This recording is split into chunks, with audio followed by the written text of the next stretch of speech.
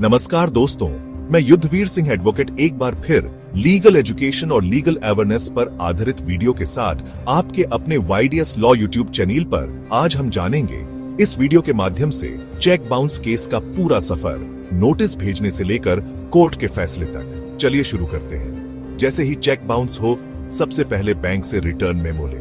इसमें कारण लिखा होगा, जैसे इनसफिशिएंट फंड्स, अकाउंट क्लोज्ड आदि।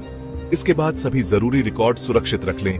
मूल चेक, बैंक मेमो, जमा पर्ची या पासबुक एंट्री, व्हाट्सएप या ईमेल ट्रेल और लेन देन के एग्रीमेंट या इनवॉइस।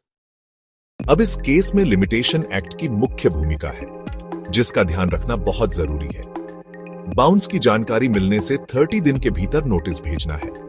नोटिस मिलने के बाद ड्रॉअर को भुगतान के लिए 15 दिन का समय मिलता है।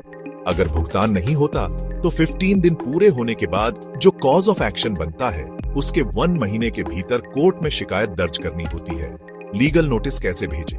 नोटिस में लिखें पक्षकारों का विवरण, चेक नंबर, तारीख, राशि और बैंक, बाउंस का कारण, देयता का आधार, 15 दिन में भुगतान की मांग और न देने पर सेक्शन 138 में कार्रवाई की चेतावनी। नोटिस स्पीड पोस्ट या RPD से भेजें। साथ में ईमेल या व्हाट्सएप से भी भेज सकते हैं। पोस्टल रसीद, ट्रैक रिपोर्ट और डिलीवरी स्क्रीनशॉट जैसे सभी प्रूफ सुरक्षित रखें। जुरिस्डिक्शन की बात करते हैं। बेसिकली आप अपनी कंप्लेंट कहां फाइल करते हैं?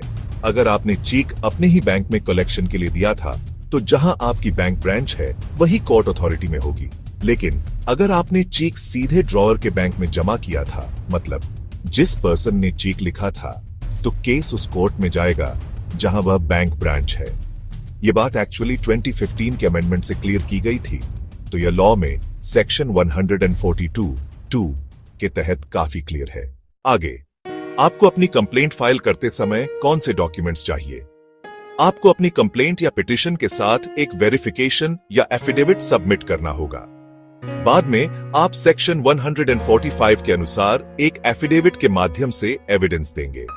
साथ ही ओरिजिनल बाउंस चेक बैंक से रिटर्न मेमो ड्रॉअर को भेजा गया नोटिस और इस बात का प्रूफ कि नोटिस एक्चुअली डिलीवर हो गया था, यह सब मत भूलना।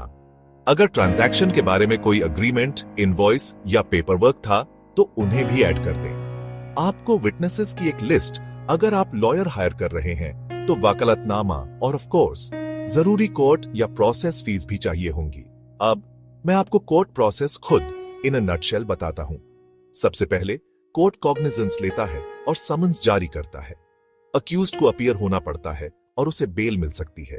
फिर प्ली या नोटिस के लिए एक स्टेज होती है जहां अक्यूज्ड आरोपों को एक्सेप्ट या डिनाई कर सकता है। उसके बाद कोर्ट अपने डिस्क्रिशन पर इंटरिम कंपेंसेशन का ऑर्डर दे सकता है, चेक अमाउंट का 20% तक सेक्शन 143A के अनुसार। हालांकि यह हर केस में मैंडेटरी नहीं है। आगे आप कंप्लेनेंट के रूप में एक एफिडेविट के माध्यम से अपना एविडेंस प्रस्तुत करते हैं और अक्यूज्ड आपको क्रॉस एग्जामिन कर सकता है। लॉ एक्चुअली यह प्रिज्यूम करता है कि चेक एक वैलिड पर्पस के लिए दिया गया था, जब तक कि अक्यूज्ड इसके कॉन्ट्ररी प्रूव न कर दे। उसके बाद डिफेंस अगर जरूरी हो तो अपना एविडेंस प्रस्तुत कर सकता है और फिर दोनों पक्ष अपने फाइनल आर्ग्यूमेंट्स देते हैं। फाइनली जज वर्डिक्ट देता है। पनिशमेंट, यह 2 साल तक की जेल हो सकती है या फाइन जो चेक अमाउंट का डबल तक जा सकता है, या कभी कभी दोनों। लेकिन ऑनेस्टली ज्यादातर केसेस कॉम्पेंसेशन या फाइन देने के ऑर्डर के साथ खत्म होते हैं। और याद रखें, लॉ कंपाउंडिंग की अनुमति देता है, मतलब दोनों पक्ष किसी भी स्टेज पर सेटल कर सकते हैं, जिसे सुप्रीम कोर्ट प्रैक्टिकल रीजंस के लिए इंकरेज करता है। अगर आप अपील करना चाहते हैं तो एपेलेट कोर्ट आपसे फाइन या कॉम्पेंसेशन का कम से कम 20% डिपॉजिट करने की डिमांड कर सकता है। लेकिन यह रूल एक्सेप्शनल केसेस में फ्लेक्सिबल है। यूजुअली आपके पास ऐसा करने के लिए 60 दिन होते हैं, लेकिन अगर आपके पास वैलिड रीजन है तो कोर्ट आपको ज्यादा समय दे सकता है।